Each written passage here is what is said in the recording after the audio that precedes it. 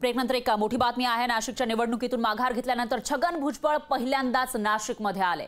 उद्या भुजबळ फार्म कार्यालयामध्ये समता परिषदेची महत्त्वाची बैठक आहे, त्यामुळे भुजबळ नाशिक दौऱ्यावर आहेत। यावेळी निवडणुकीवर भुजबळांनी बोलणं टाळत IPL मॅचचा आनंद घेतोय असं म्हटलेलं आहे। तर आज आराम करू द्या, मॅच बघतोय, उद्या सविस्तर बोलू असं भुजबळांनी प्रतिक्रिया दिलेली आहे। त्यामुळे भुजबळांच्या मनात नेमकं काय आणि ते काय प्रतिक्रिया देणार याविषयी आता उत्सुकता निर्माण झाली आहे।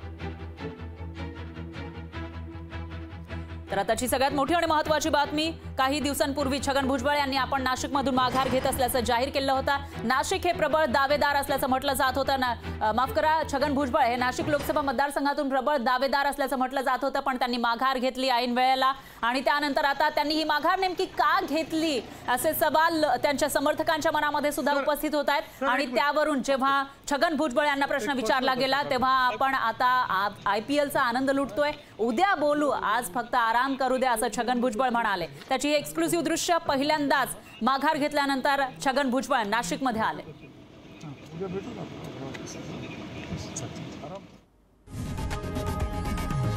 लोकशाही मराठी ऐका, पहा, जागरूक रहा।